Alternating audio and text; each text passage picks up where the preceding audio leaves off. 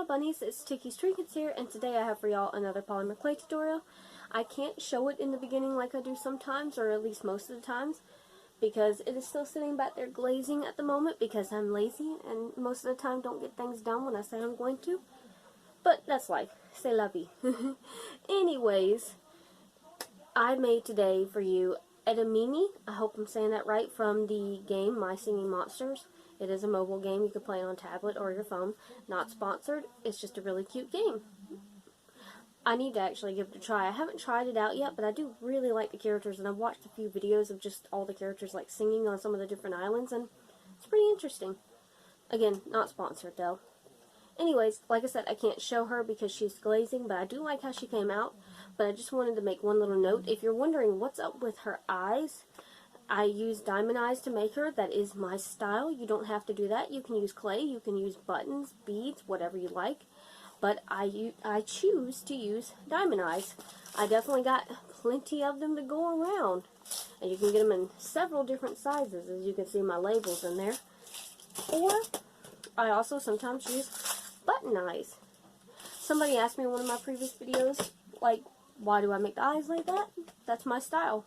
I've struggled with finding my style over the years, and this is something that I like, and I'm very comfortable with it. But you don't have to do that. You can use clay. You can use beads, buttons, like I said, whatever you'd like. It's up to you. That's the whole point in a tutorial. Follow it along just so you can learn how to make the basic shapes and structures of the actual piece, and then you can make your own personal piece to keep. Nice and easy. But anyways, I hope you guys enjoyed this tutorial. Next week's tutorial will be another brand-inspired creature. It will be another cookie creature. It is going to be another butter-inspired creature. I won't say... I wonder if I'm going to... I'm not going to say which animal it is, but if you've been over to my Etsy store, then you know for a fact what animal it is, because the animal... Both of the other creatures in that set are available for pre-order, so if you haven't looked at it on Etsy, go give it a look on Etsy. Also, while you're at it, go ahead and go look at my Instagram or my Twitter page. Just check up all the social medias. Everything is linked in my About section of my YouTube channel. Anyways, and I really hope you guys enjoyed this tutorial, and like I said, go check out my media, and I will see you next Friday. I do want to try to post maybe one other video next week, but we'll see how my time ends up getting managed.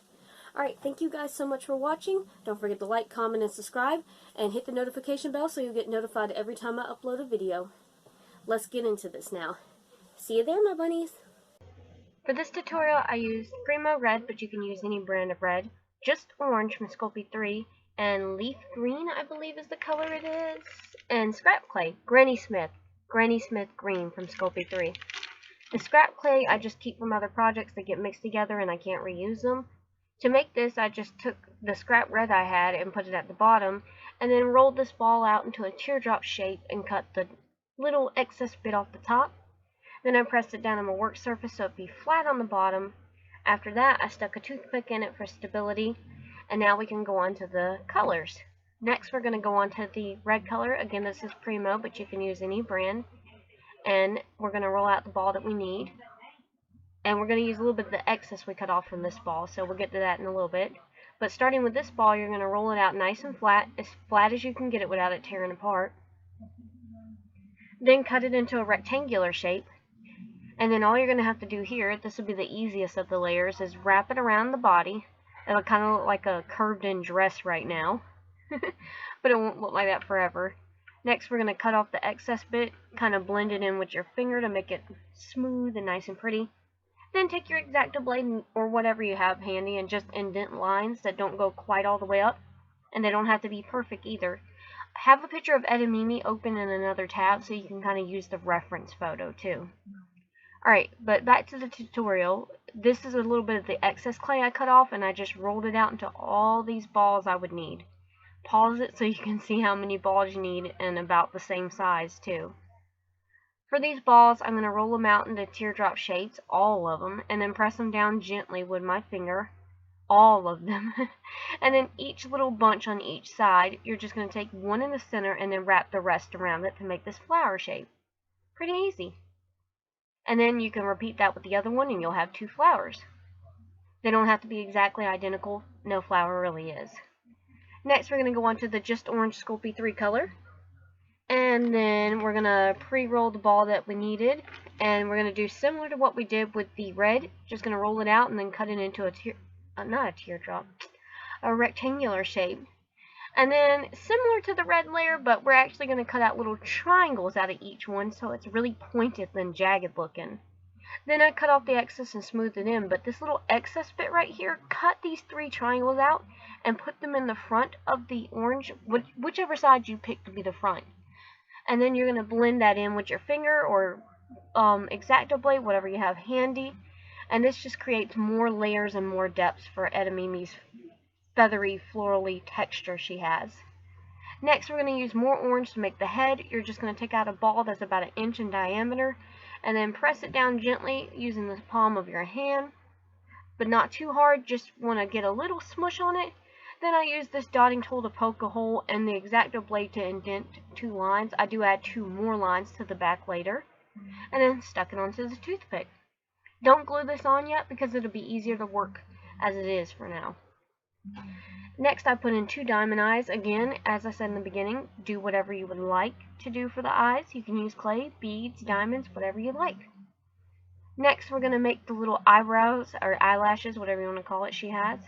So I rolled these tiny balls into teardrop shapes and pressed them down gently, just like I did for the flowers. But then I took the 2 larger ones and put them on the bottom of the eyes, and then the 2 smaller ones and put them on top of that. Next, we're going to move on to the Granny Smith green, and these are all the balls you're going to need, and we'll start with the largest. Feel free to pause it so you can kind of count and gauge the size of the balls that you'll need.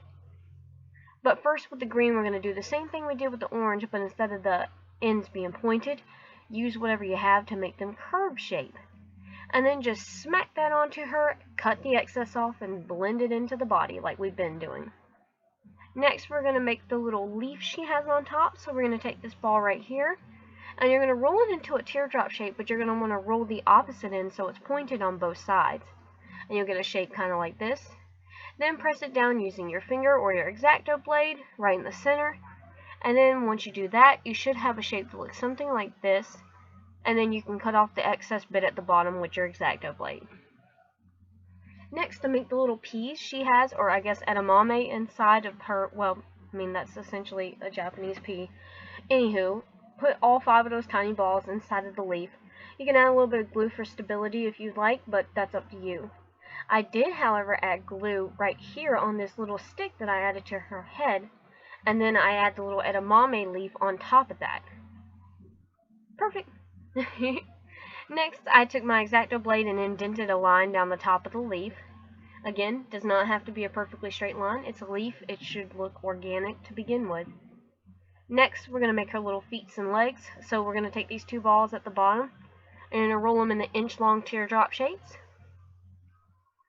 And then, this is a little unusual from what I usually do, but you're going to cut out 2 triangular pieces at the bottom, and then rolling each of the little pegs back and forth between your fingers to make them more rounded.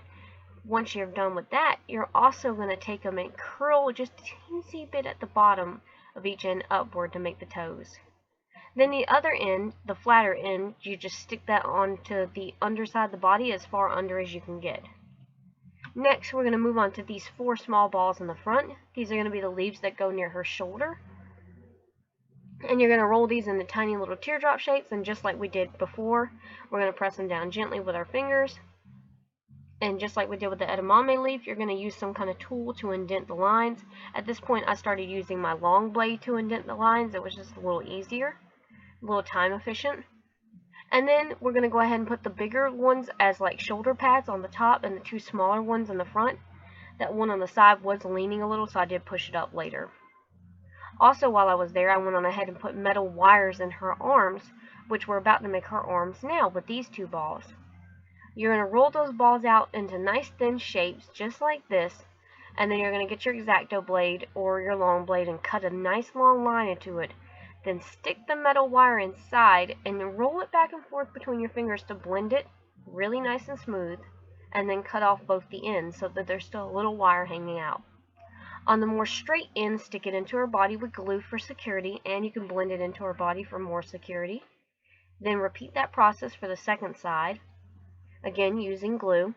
Next, we're going to use glue and glue on both the flowers. It just makes everything stay in place better. Next, we're going to take the final green balls we had right here, 4 on each side, and do exactly what we did with the other ones. Roll them into teardrop shapes and then press them down, then indent lines using whatever tool you have handy. Finally, you're going to use some Loctite glue or whatever type of super glue you have on hand. It just dries faster. And glue 4 leaves on each side.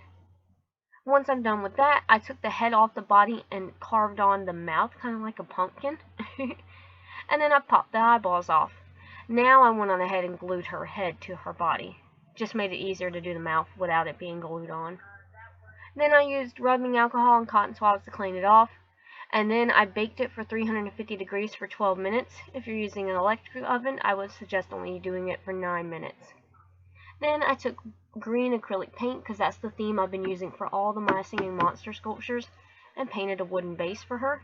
You don't have to use a base. I just like using a base so they sit or stand more easily. It's just more convenient that way, and you can use it as a cake topper that way. Once she's out of the oven and cooled off completely, I use the super glue to glue her eyes in, and then E6000 to glue her down to her base once everything is dry. Then, once that is dry, I use polyacrylic floor varnish from Walmart and glazed it with 2 coats of glaze, and then you guys are done. Thank you guys so much for watching. I hope you enjoyed this video, and I will see you next week for my next brand cookie creature. Bye-bye, my bunnies!